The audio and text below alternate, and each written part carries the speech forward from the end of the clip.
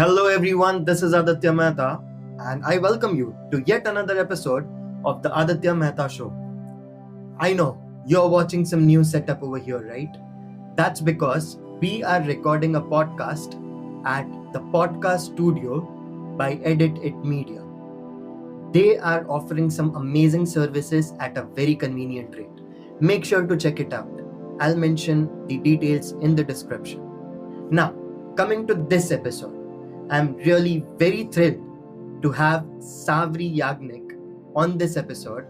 She is a voiceover artist or a dubbing artist, I would say, because she had told me about dubbing artist and not the voiceover artist.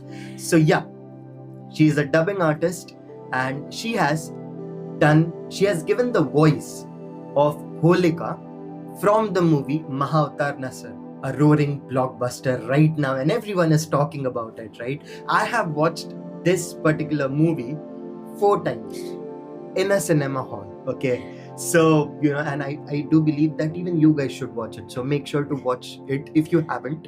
And if you have, watch it another time. Doesn't matter, right? So, that is that.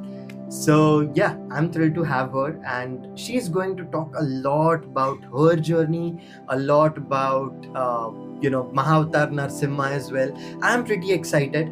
So without any further ado, let's welcome Savri Yagnik. Thank you so much, Aditya. Thank you so much. Well, first of all, ma'am, thank you so much for being a part of this podcast. I really I'm appreciate honored, I'm it. privileged. So, gee. Wonderful. Firstly, Savri ji, what I gave was a very trailer kind of an introduction. The entire movie is something else, right? So if you can give a detailed introduction about yourself to the listeners. So, विस्तार से देनी है? बिल्कुल, yes. Okay. So, शुरुआत यहाँ से हुई कि soon after the college, मुझे जॉब मैंने जब शुरू की तो वो ऑलमोस्ट 99-2000 से लेकर 2009 तक I was in a corporate sector. So marketing and sales मेरी पहली पहचान है. एंड उसके बाद जब मैं सेल्स कॉल्स पर जाती थी, all my clients used to say कि आप प्रेजेंटेशन देती है तभी बहुत सुकून साउंड करती है. लाइक आप जब हमें पता है कि आप भी हमें कुछ बेचने ही आई हैं, कोई मीडिया हाउस से आई हैं, बट आपको ना सुनना हमें बड़ा अच्छा लगता है. तो ये मुझे थोड़ा सा समझ नहीं आया था, पर कहीं ना कहीं मेरी पहली जॉब जो उन दिनों में प्लैनेट एम करके एक म्यूजिक स्टोर हुआ करता था, टाइम्स ऑफ इंडिया ग्रुप का. तो वहाँ पर भी हमारा छोटा डीजे कंसोल हुआ करता था. सो जब भी हमारे इवेंट्स होते थे तो इंडियन क्लासिकल या ऐसे कोई इवेंट्स होते थे तो I used to host. And कभी कभी हम शोज भी कंसोल से करते थे. तो माइक फेसिंग, माइक पर बोलने का जो एक रिलेशन शुरू हुआ वो पहले ही जॉब से था. म्यूजिक से जुड़े रहे. फिर बीपीओ तभी उन दिनों बहुत धूम मचा रहे थे. तो बीपीओ में भी आप कहीं ना कहीं आवाज से जुड़े होते हो, बिकॉज वहाँ पर आप अपनी आवाज से चीजें आप प्रमोट करते हैं. उसके बाद जब मीडिया सेल्स हुई तो वहाँ पर प्रेजेंटेशंस. फिर वन ऑफ माय क्लाइंट्स, मैं उनके जब प्रेजेंटेशन के लिए गई थी उनके पास, तो ही सेड कि सारी बातें हो गई. फिर उन्होंने कहा कि तुम्हें किसी ने कहा है कि तुम बहुत ही साधु जैसी साउंड करती हो. तो मैंने कहा कि सर तो ये कॉम्प्लीमेंट है कि मैं क्या समझूं इससे. सो ही इज लाइक नहीं, आप बहुत कानों को, आपकी आवाज ना बहुत रूहानी साउंड करती है. आपने कभी, थैंक्स दिया, तो उन्होंने कहा कि तुमने कभी एक्सप्लोर किया है कि ऐसे ना फिल्में डब होती हैं, तो तुमने कभी जानने की कोशिश की है कि ये होता है तो कैसे होता होगा. तो कीड़ा तभी लग गया था. फिर मैंने कहा इसे तो एक्सप्लोर करना पड़ेगा. फिर रिसर्च करती गई. फिर उन दिनों बहुत कम इंस्टीट्यूट्स हुआ करते थे, बट फिर I zero down on one institute.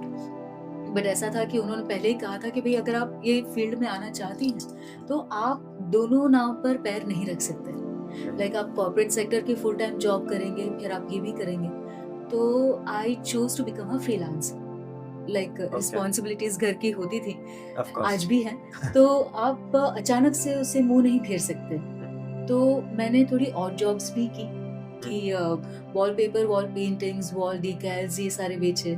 फिर जरूरत पड़ने पर like I sold dry fruits too, because कहीं ना कहीं ऐसा था कि जो हाथ में आया था वो सब कर चुके थे। एंड देन फाइनली एक इंस्टीट्यूट से सीखी, बहुत ही renowned voice actor and coordinator हैं, उनको असिस्ट किया अराउंड 8 साल, 200 प्लस फिल्म्स की, जिसमें मुझे अभी जो एकदम ऑफ लेट याद आ रही हैं तो रामलीला है, रावण है, रॉकस्टार है, ये जवानी है दीवानी, बहुत सारी नोन फिल्म्स मैंने एज अ कोऑर्डिनेटर मैंने कोऑर्डिनेट की।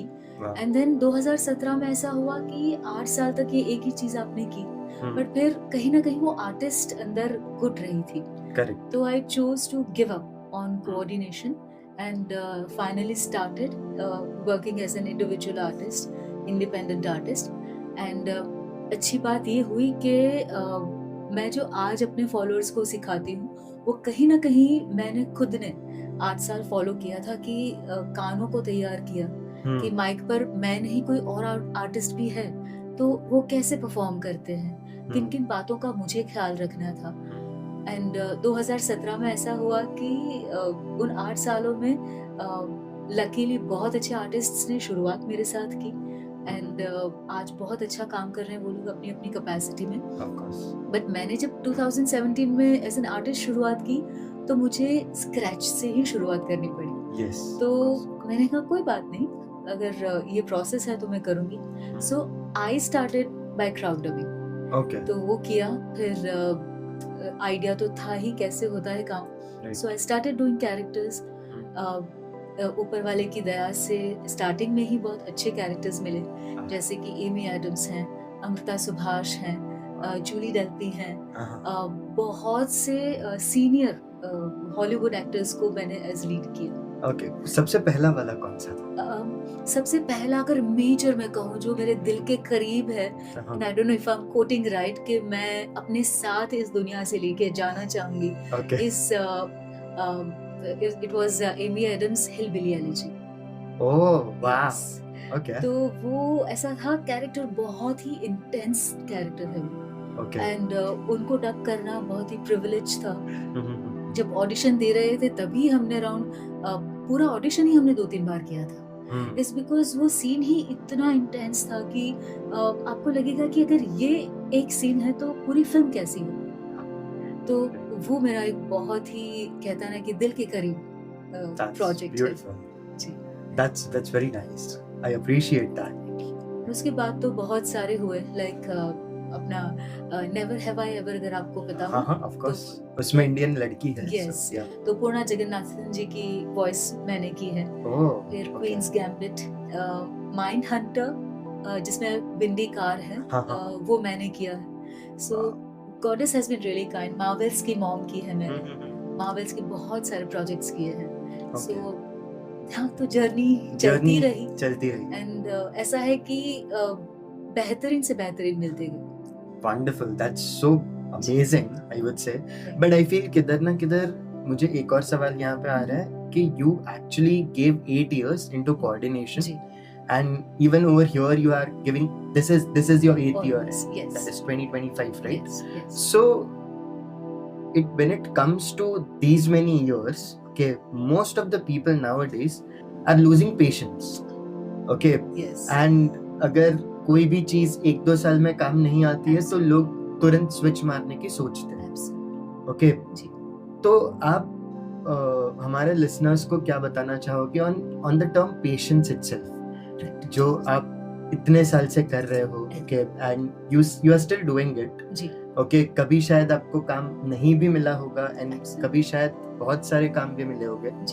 तो जब काम नहीं मिल रहा था, ओके, वो वक्त में आपने जो पेशेंस रखा, अगर आप वो जर्नी भी एक बार बताना चाहो। सबसे पहली बात, पेशेंस में कहूंगी कि आपको रखनी ही पड़ेगी, अगर मैं ही पर स्ट्रेस दूं।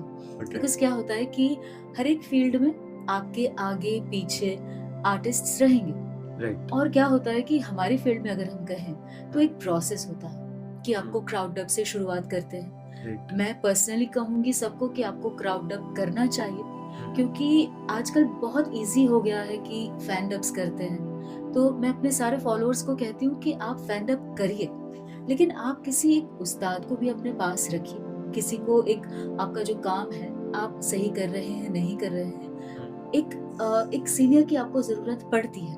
राइट। एंड ज़रूरी नहीं है कि आपको लगे कि भाई आप अच्छा डब कर रहे हैं, लेकिन जो हमारे डबिंग डायरेक्टर्स रहते हैं उनका भी एक कहता है ना कि एक प्रोसेस होता है कि वो आपको क्राउड डब में सुनते हैं। क्राउड डब करना इसलिए भी ज़रूरी है कि आपको माइक फेसिंग थोड़ा कंफर्टेबल हो जाते हैं, आपको लाइन क्रिएशन में आप इजी हो जाते हैं, क्योंकि क्राउड डब में हमें स्क्रिप्ट नहीं दी जाती। बट उसमें ऐसा होता है कि हमारे जो डबिंग डायरेक्टर्स होते हैं आपको हर एक सीन पर थोड़ी ब्रीफ देते हैं, थोड़ी सपोर्टिंग लाइंस देते हैं जिनको हम आगे एडलिप करते हैं। तो आपको पता चलता है कि भाई अच्छा ये सीन है तो हमें इसमें जैसे हमें मरमर करना है, हमें थोड़ा जिब्रिश बोलना है, हमें लाउड बोलना है, हमें प्रोमिनेंट बोलना है। तो ये सारी आपकी बेसिक ट्रेनिंग, जैसे हम पहले अल्फाबेट सीखते हैं, वर्ड्स सीखते हैं, सेंटेंसेस सीखते हैं, फिर आगे बढ़ते हैं। तो ये सारी बेसिक ट्रेनिंग होती है एंड मुझे बहुत अच्छा लगता है। क्यों? इज बिकॉज वो वन डे पिकनिक जैसा होता है। आप इतने सारे आप मेल फीमेल वॉइस एक्टर्स आप साथ में होते हो, ऑलमोस्ट 8 आवर्स की शिफ्ट होती है एंड कभी कभी कहते हैं ना कि वो एक अलग ही डे होता है कि भाई आप इतने सारे लोग साथ में हो, बहुत अच्छे आप फ्रेंड्स बन जाते हो बिकॉज आप साथ साथ में डब करते हो, you get to know each other and धीरे धीरे उसी में से जैसे प्रमोशन होता है कि आपको एक सिंगल लाइन बोलने का मौका मिलता है, वो आप पार करते हो, फिर छोटे कैरेक्टर्स पर पहुंचते हो, फिर आपके जो डबिंग डायरेक्टर्स होते हैं थोड़े यूज्ड टू हो जाते हैं कि भाई आपकी वॉइस रेंज क्या है, तो आपको फिर आगे आप प्रमोट होते जाते हो कैरेक्टर्स पर एंड फिर बढ़ते बढ़ते आप लीड तक भी पहुंच सकते हो। बट ये सारा एक प्रोसेस है, क्योंकि क्या है कि आपको सबसे पहले तो आपको आपके गले को तैयार करना पड़ेगा कि आपके हाई क्या है, मिड क्या है, लोज क्या है, आपको गले पर कंट्रोल सीखना पड़ेगा। सबसे पहले तो मैं ये कहूंगी कि आपको माइंड पर कंट्रोल करना सीखना पड़ेगा, क्योंकि जैसे तुमने एक बहुत अच्छी बात की कि लोग गिव अप करना सोचने लग जाते हैं, पर ये पॉसिबल मैं कहूंगी कि इसलिए नहीं होगा कि अगर आपका माइंड आपके कंट्रोल में है। क्योंकि क्या होगा कि आपने आज अगर आपके वॉइस सैंपल कहीं भेजे, आपको पहले तो कुछ महीने आपको स्ट्रगल में ही जाएंगे आपके, बिकॉज आपको तुरंत कोई स्टूडियो जवाब ना भी दे। आपके मुझे कितने सारे बच्चे ऐसे कहते हैं कि दीदी हमने तो उनको मेल भी कर दिया, हम तो वहाँ जाकर भी आए, हमने व्हाट्सएप भी कर दिया। मैंने कहा बेटा वो लोग ना पूरे दिन खाली नहीं बैठते हैं कि व्हाट्सएप देखें। बहुत से होते हैं कि भाई वो एक साथ आपको देखते हुए जवाब देंगे, but that takes time, you have to give them time, because वो एक फुल टाइम जॉब है, वो फुल टाइम जॉब से भी कभी तो एक्सटेंडेड फुल टाइम हो जाती है। It's very responsible job that they all do. तो आपको पहला ब्रेक मिले, फिर आप अपनी काबिलियत कैसे प्रूव करते हैं, उस पर आपका आगे का दारोमदार होता है। सो हमने भी like in my case when I was told कि आपको शुरुआत तो क्राउड से करनी पड़ेगी, आई वाज लाइक मैं जिनको अभी देख रही हूँ वो उनको मैंने काम दिया है। But I was like, no sir, you cannot be having ego when you want to grow in life. Correct. तो मैंने किया and that's how I kept on proving myself कि भाई अच्छा ये लाइव एक्शन में ये है, लाइव एक्शन में वो है। देन ऐसा हुआ कि तुम माँ बड़ी अच्छी करती हो, मतलब कोई भी फ्लेवर की माँ हो तुम माँ बड़ी अच्छी करती हो। सो स्टूडियो में जहाँ एक बार फ्रेंडशिप हो जाती है तो मुझे किसी ने बहुत खूबसूरत और प्यारी कॉम्प्लीमेंट दी कि मैम आपको पता है कि आप ना OTT की निरूपा रॉय है। मैंने कहा अच्छा, मैंने कहा थोड़ा प्लीज आप समझाएं इसे, उसका आप आपने क्यों इतनी खूबसूरत कॉम्प्लीमेंट दी। बोले कि आपको जो भी हम मॉम में हम कास्ट करते हैं ना, ऐसा लगता है कि वही तो मम्मा है आप। मतलब मैंने कहा अच्छा तो मुझे और भी कास्ट कर सकते हो। मैंने कहा I am capable of doing other characters too. बोले नहीं आप वो मदर्स बड़ी अच्छी करते हैं। I completely agree with that. Most of the times मेरे साथ भी काफी ऐसा हुआ है। Okay, मैं एक जगह पे spiritual drama करने जाता हूँ, so वहाँ पे ऐसा हुआ है I can do all the roles, okay, emotional, comic or anything like that. But जब भी first time मैं उधर गया था तो ऐसा हुआ कि मुझे comic role दिया था and I did a very good job, of course, grace of the God. So वो होने के बाद आज की डेट में अगर मुझे उसमें इंक्लूड किया जाता है तो it is only for comic role and no other roles. Typecast कर देते and it's like sir I can do some more roles as well. हाँ। तो बोलते नहीं सर तो वो आप बहुत अच्छा हाँ, करता है। आप और बहुत सारी चीजें कर सकते हो पर आपके जैसा कॉमिक कोई नहीं कर सकता है, हाँ ना, तो इसलिए कॉमिक तो आपको ही मिलेगा और हर बार कॉमिक ही मिलेगा. correct. So I completely get that. And one more thing that you mentioned related to a picnic, okay, हाँ। कि one day picnic हो जाती जी। है.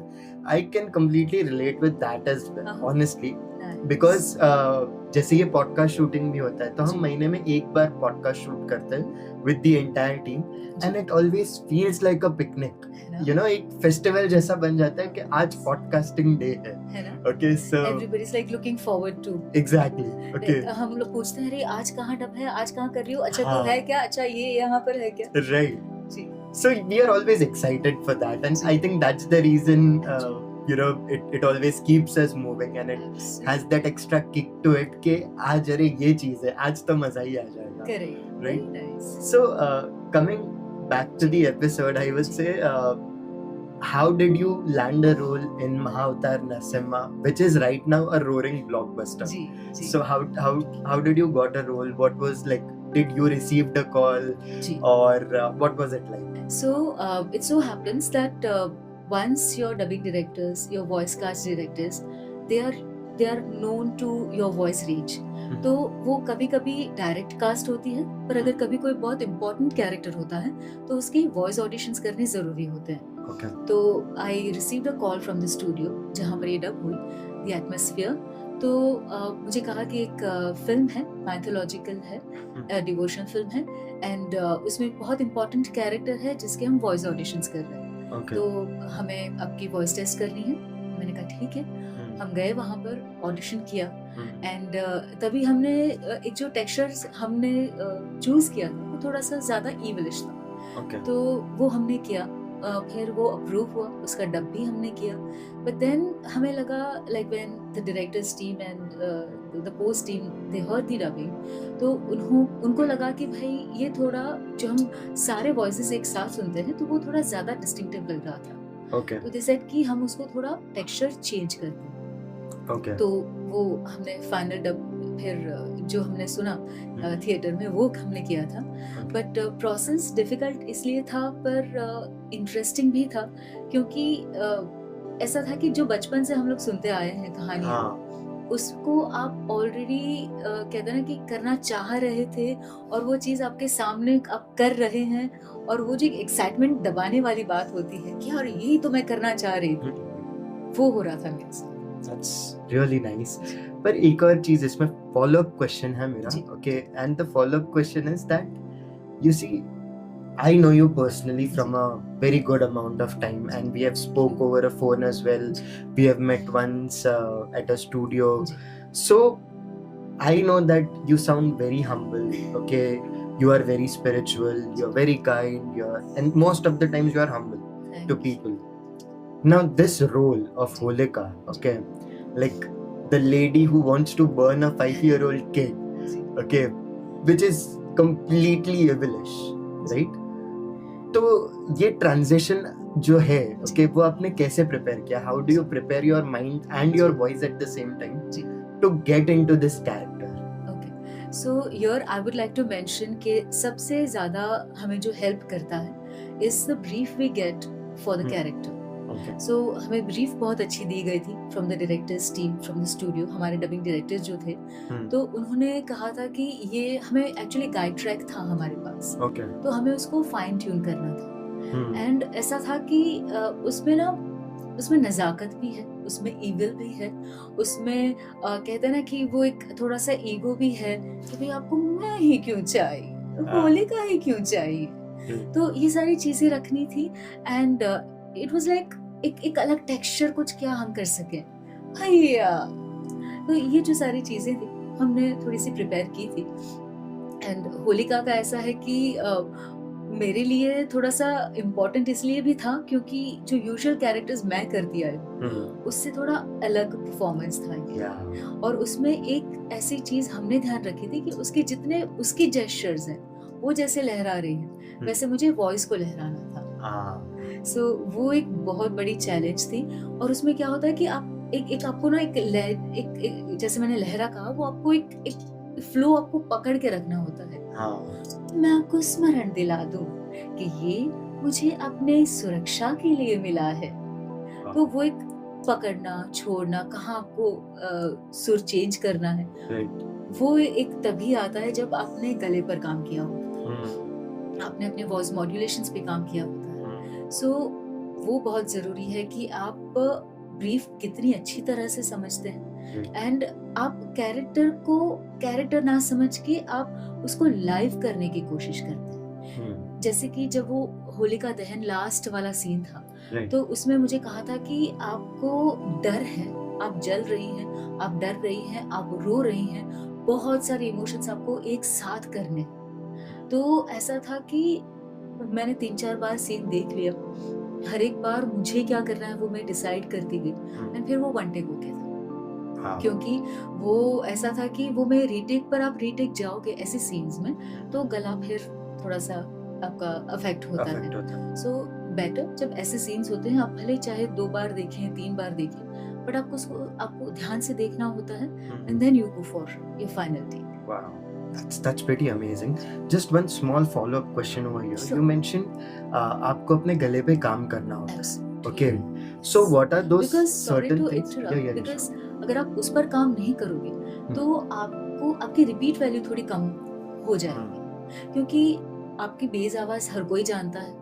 सो वो बेस आवाज को आप हमेशा एक ही जगह आप यूज करोगे, एक ही तरीके से, तो फिर वो एक सा ही साउंड करेगा, आप चाहे कुछ भी प्रोजेक्ट करो। So modulations is the must. Okay, and what are certain things that you have done जिससे आप अपने गले को संभाल रहे हो और बना रहे हो? आई वुड पर्सनली सजेस्ट कि मैं बहुत ही घर के नुस्खे वाली इंसान हूँ, तो और कुछ नहीं, बट गर्म I may sound a little funny, but मुझे गर्म पानी सूट नहीं करता.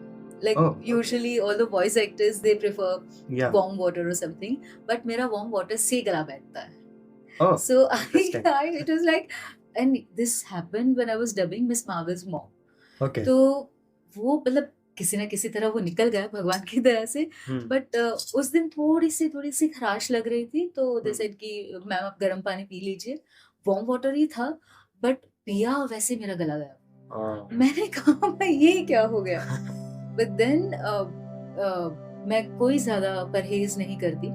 इतना है कि आपको वॉइस अगर आप चिल्ला रहे हैं तो आपको तब आपकी आवाज को कहाँ प्लेस करना है, आप जब लोअर टोन में करते हैं वो कहाँ करना है, तो आपको आपके गले को थोड़ा समझना पड़ेगा. क्योंकि एक ही आवाज मैं डेमो बाद में दूंगी आपको, बट वो आपको पता चलेगा कि एक ही ऊपर नीचे इतनी जगह में भी आप बहुत खेल सकते हो. सो वो है. एंड मेरी जो घर की रेमेडी है, मैं सिंपल जो अपने घर के मसाले में हल्दी होती है उसको पानी में घोल के मैं पी जाती हूँ. Wonderful. You see, that's a very simple thing, guys. We all can do that. Okay. वो बात अलग है कि उसमें शक्कर नहीं डाल सकते. So शक्कर नहीं डालते हैं. But other than that, I think we all can do it, and it's not expensive as well, right? So that's pretty. और मैं हमेशा सबको कहती हूँ कि आप चाहे कोई भी परफॉर्मिंग आर्ट के फील्ड में हो, तो आप ना गले को जितना खुला छोड़ दें, क्योंकि आप बांध के करोगे ना तो कभी कोई चिल्लाने वाला, जैसे मेरा लास्ट सीन है तो मुझे पता था मुझे मेरी आवाज कहाँ प्लेस करनी है. अगर आप गलत प्लेसमेंट करेंगे तो गला फट सकता है आपका. It will damage your vocal cords. तो मैंने सबसे पहले वो मैं कहना चाहूंगी कि आप गले को आप किसी एक्सपर्ट के पास आप सीखिए. आप अलग अलग वॉइस टेक्सचर्स आप उनके पास सीख सकते हैं, डेवलप कर सकते हैं, बट गले को फ्री जितना छोड़ेंगे वो उतना ही फ्रीली आपको हेल्प करेगा परफॉर्मेंस में. तो क्या होता है कि भाई जो नॉर्मल वॉइस ओवर्स हम करते हैं तो उसमें उतनी परफॉर्मेंस नहीं होती. अब बेसिकली आपको एक सिंपल मीटर दिया जाता है, आपको प्रॉपर इमोशंस के साथ पढ़ना होता है, बट डबिंग थोड़ा सा अलग सब्जेक्ट है, जिसके लिए थोड़ी अलग साधना लगती है. Of course. I completely agree. आप डांसर हैं तो आप पूरी बॉडी को अगर आप जब तक खुला नहीं छोड़ेंगे, वो हर एक चीज में जो है कि आप खुला छोड़ दो उसे. Correct. जितना बांध के रखोगे वो फिर वो बंधा हुआ ही साउंड करेगा. Is what I wanted to convey. That's really well said. अभी मैं दूसरा क्वेश्चन की तरफ पढ़ूंगा, and that is when you worked on the movie, okay, did you met any other actors as well, the voice actors? Yes. Okay, so what was that and who were they, and have you met Ashwin Kumar, the director of the movie? Not उनसे मुलाकात नहीं हो पाई. उनकी team थे, Okay. उनकी team से थे. Okay. And sorry but मुझे थोड़ा याद नहीं आ रहा है कि क्या, बिकॉज अभी तक वो एक्साइटमेंट है. Okay. तो Wow. वो है, बट यस ऑब्वियसली मेरे फेलो वॉइस एक्टर्स तो हमारी मुलाकात हुई है. जिन्होंने हिरण्यकशिपु किया आदित्य राज शर्मा है, फिर हरीश मोइली हैं, डिक्सन हैं, संचित वर्तक जी हैं जिन्होंने हिरण्याक्ष किया. Okay. हरिप्रिया माता से मिलना नहीं हुआ बिकॉज वो दिल्ली से हैं. सो right. दो आर्टिस्ट जो बॉम्बे से नहीं हैं, Right. पर absolutely amazing work by them also. Right. And Harjeet Walia ji, so I would like to, and हाँ, इन लोगों से मुलाकात हुई. एंड डेफिनेटली हमारे डबिंग डायरेक्टर्स जो रहे, हमारे साउंड इंजीनियर्स, वो सब हम कहते ना कि it was like an amazing experience. जो कहते ना कि अच्छा हमने ये किया था और ये आज यहाँ पर पहुँच गया. ऐसे Exactly, that feels incredible, right? Yes. Because when you are doing something, you don't know कि ये कहाँ तक जाने वाला है. बिकॉज हमें लगा कि अच्छा, हमने जब उसको दूसरी बार भी मुझे करना पड़ा, तो हमारे लिए हर एक प्रोजेक्ट ऐसा ही होता. बट जब ये रिलीज हुई और फिर जब वो शूट हुई, आई एम लाइक अच्छा ये होलिका इतनी फेमस हो गई. मैंने कहा ओके. सो जी, तो ये होने के बाद मतलब किसी ने ऐसा पहले से पहचाना था आपको, क्योंकि वॉइस ओवर आर्टिस्ट के नाम या डबिंग आर्टिस्ट के नाम रिवील नहीं हुए थे, yes. तो आपको किसी ने पहचान लिया था कि अच्छा ये तो मेरी दोस्त की आवाज है. I would like to mention, सबसे पहला मैसेज आया था. He is a wonderfully कहते हैं ना कि wonderful voice actor, aspiring voice actor है, but बहुत अच्छा कर रहे हैं. His name is Hardik Patel, known as Harry. And वो फिल्म देखने गया होगा, उसने छोटा सा वीडियो निकाला था, like in Gujarati he said, તમારો અવાજ છે ને, and he's like नहीं हाँ 100% તમારો अवाज है. I said अच्छा. मैंने कहा तुम कहाँ देखने गए? तभी तो मैंने इतना देखा नहीं था ये प्रमोशंस और पोस्टर. He said कि मैं ये फिल्म देखने आया हूँ.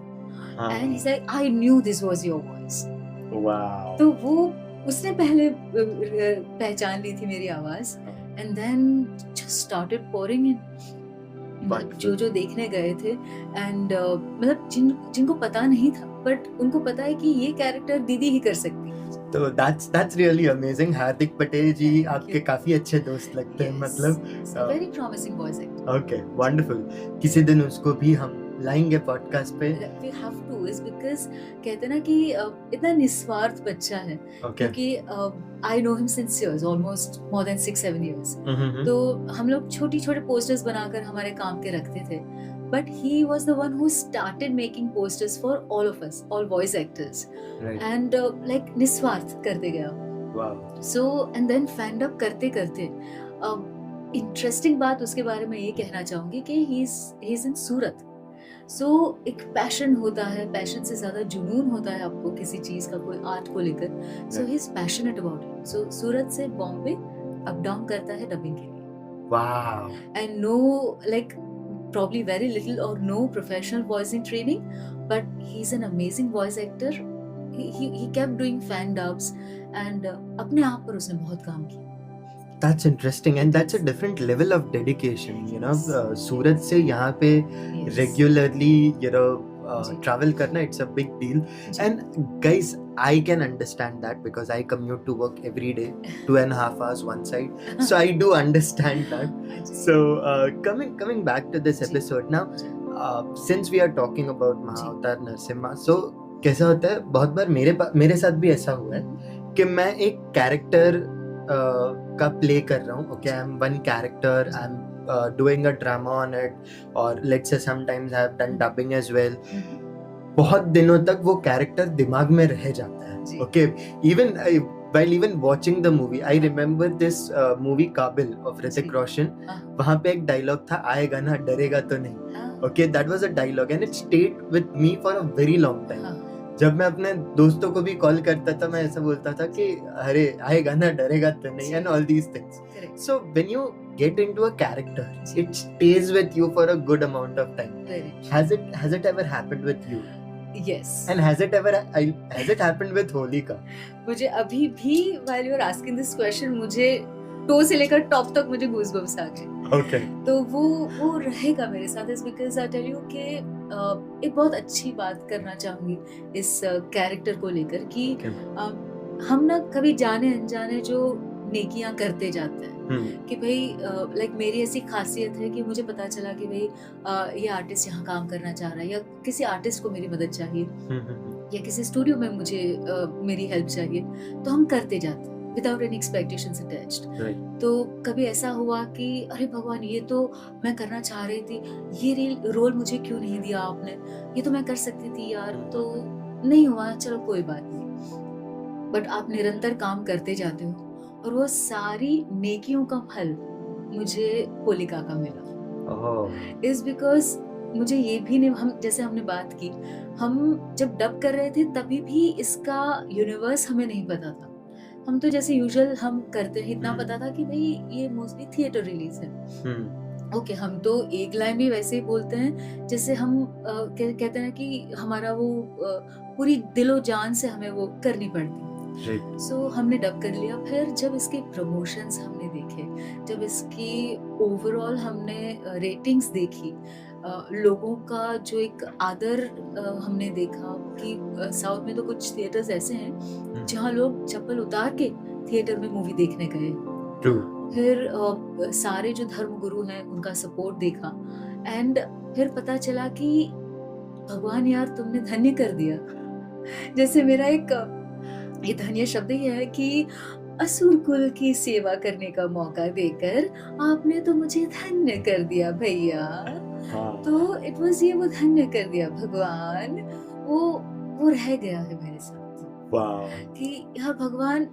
अभी कहते हैं ना कि कभी कभी आप जब बहुत खुश भी होते हैं ना, आप एक्सप्रेस नहीं कर पाते. कैसे करें? मतलब like my sister, she said, she was like, I told her, मैंने कहा सेकंड हाफ में मैं आ रही हूँ तो ध्यान से देखना. शी इज लाइक, मेरे घर में बहुत कम पता है कि मैं क्या करती हूँ. ये शायद हर एक्सपर्ट्स के घर में होता होगा. Of course, yes. I said please come with me. I have dubbed in this movie and second half में मैं आ रही हूँ. तो she said, मेरे 3 डायलॉग चले के बाद में, ये तुम्हारी आवाज थी ना? मैं कहा भाई मैं आगे मूवी देखो. But then at the end of the movie she was like, मैं सबको बोलूँ क्या? वो मैं रोना नहीं चाह रही होगी. But she said, should I tell everybody कि the Holika was dubbed by my sister? I'm like, नहीं तुम चुप रहो, मुझे अभी किसी को कुछ बोलना नहीं है. But वो एक जो कॉम्प्लीमेंट थी उसकी कि मैं कहूँ कि यार ये मेरी बहन ने किया है. एंड बाकी जो सारे जो मेरे वेल विशर्स देखने गए, उन्होंने जो हार्टफेल्ट कॉम्प्लीमेंट लिखी है मुझे कि मैम हम समझ सकते हैं कि ये डिफिकल्ट कैरेक्टर था क्योंकि उसकी वॉइस रेंज, उसकी टेक्सचर, उसका परफॉर्मेंस, हालांकि हर एक वॉइस एक्टर ने बहुत अच्छा काम किया है, बट हर एक कैरेक्टर की एक अपनी कहते हैं ना कि तासीर हमें डेवलप करनी पड़ी थी. करेक्ट. तो ये एक है कि होलिका कहते हैं ना कि जब बेहतरीन एनिमेशन फिल्म्स की बात आएगी, उसमें इंडिया की नंबर 1 एनिमेटेड फिल्म की बात आएगी, उसमें मेरा नाम दर्ज है. इस बात का थोड़ा सा तो गर्व तो रहेगा, घमंड नहीं कहूंगी पर गर्व है. Of course. And to have that skill कि अभी आपने 2-3 बार तो ऐसे conveniently अभी कर दिया है, so I'm sure that it must have taken a lot from your mind as well. So that is really appreciating, I must say that. And I really appreciate you sharing it on this podcast, and I'm glad I asked these questions, guys. I feel I hope I answered them well. Of course, 100%. So this brings to my very last question of this podcast. I promise this would be the last question. Okay, the last question is that since it is a very divine movie, okay, and to be very honest, मैं बताता हूँ आपको, मैंने ये movie of course यहाँ पे ऐसा मुंबई में तो हो नहीं सकता ना कि आपने चप्पल जो है वो थिएटर के बाहर उतार दिया या सिनेमा हॉल के बाहर उतार दिया, बट मैंने ये मूवी पूरी की पूरी पैर ऊपर लेके, ओके, मैंने चप्पल निकाल के ही देखी है honestly, because I became such a great fan of this movie and I am spiritual by nature as well. I would say religious, more spiritual, but and when I saw Vishnu Bhagwan on the screen, and the dialogues of Prahlad ji as well, and then you come in as Holika, and then there is a different act altogether.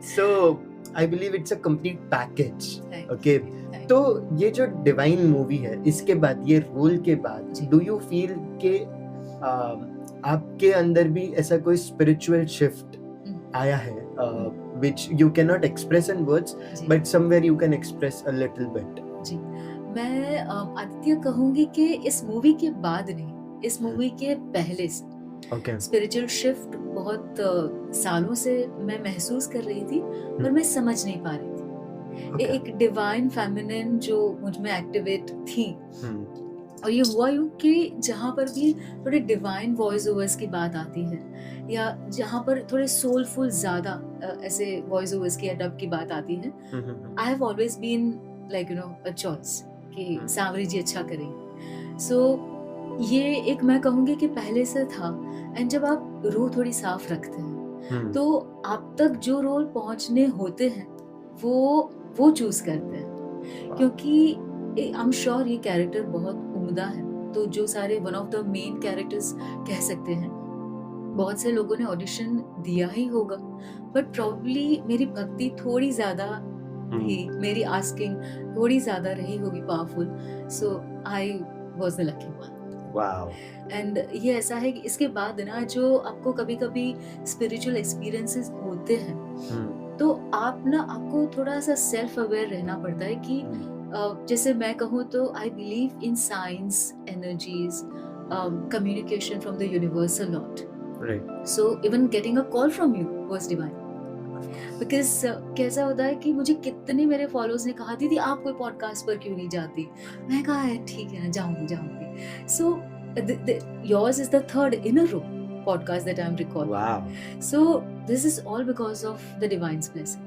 Of course. और फिर आप थोड़े से और सतर्क हो जाते हो कि यार आपने कुछ तो अच्छा किया है, आप करते आए हो, जिसका फल स्वरूप ये सब हो रहा है। Right. So ये आप थोड़ा सा, जैसे मैं आपको साइंस सिंबल एनर्जीज का मैं कह रही थी, तो लाइक आई लॉस्ट माय माँ around 4 years ago.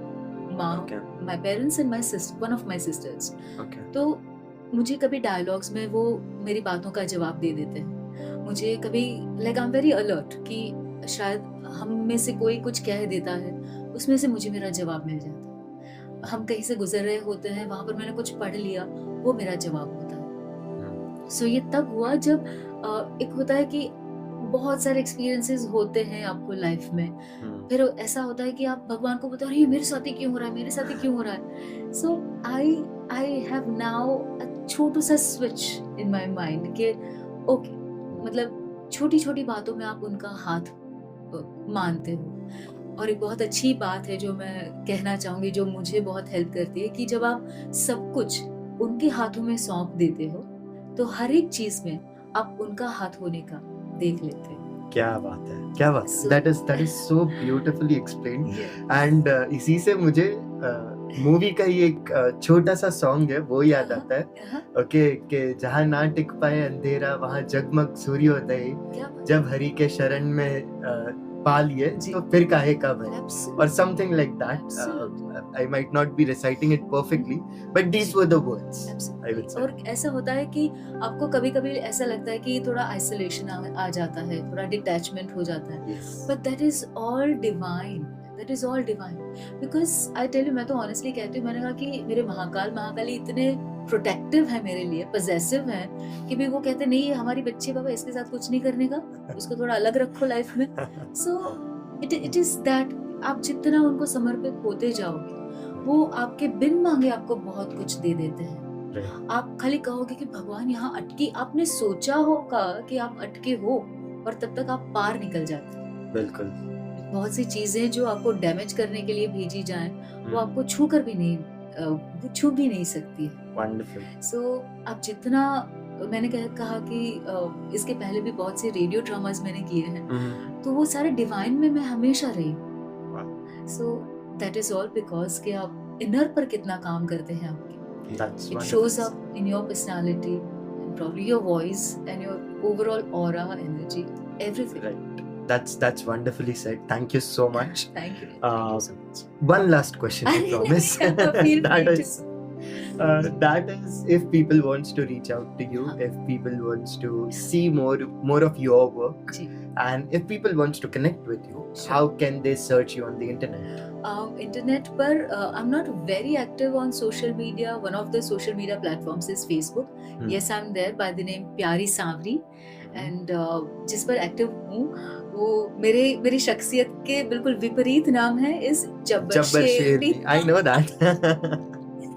But I tell you, it so happened पहले प्यारी सांवरी थी, and लोग कहते हैं ना कि आप जितना कहते हैं ना कि बहुत सारी चीजें होती हैं, तो पहले I was like very प्यारी सांवरी. But the day when I changed it to जब्बर शेरनी, everything changed. I was like, okay, मतलब वो मेरी रील की तासीरें बदल गई. It's like वो कहते हैं ना कि जो एक मेरे फ्लेवर होती थी मेरी रील्स की, वो बदल गई. But yes, I'm by the name जब्बर शेरनी on Instagram, and बाकी तो that's it. These are the only two platforms. ज़्यादा संभाल नहीं सकती हूँ काम की कोई वजह बात से. नहीं. These two are enough, I guess. So guys, what I'll do is I'll mention them in the description. So you're just a click away from Savri Yagnik. But at the same time, if you are messaging her, do tell her that you have listened to her ji. on the Aditya Mehta show. Only then she is going to reply you. Otherwise, she won't. Okay? बिल्कुल. So thank you so Thank much, you, dear. Thank you Savri so ji, much. for being a part of this show. I know Pleasure. your schedule was busy, but at the same time you But managed. आपका approach इतना प्यारा था. I was like, okay, my schedule can wait. I have to be on his show. Thank you so much. Thank you. So, Love. guys, that's it from this episode. I'm sure I'm bringing a lot more things in the further episode as well. And next episode is going to be even more interesting because we are going to talk more about spirituality. Okay, so make sure to subscribe to this podcast. And if you feel that this podcast and this episode has added value in your life, make sure to share it with your loved ones. Please do. And you subscribe to this podcast first. Thank you so much. This is Thank you Aditya so Mehta much. along with Savri Thank Yagnik you. signing off from this episode. See you in the next one. Till then, peace out. Bye.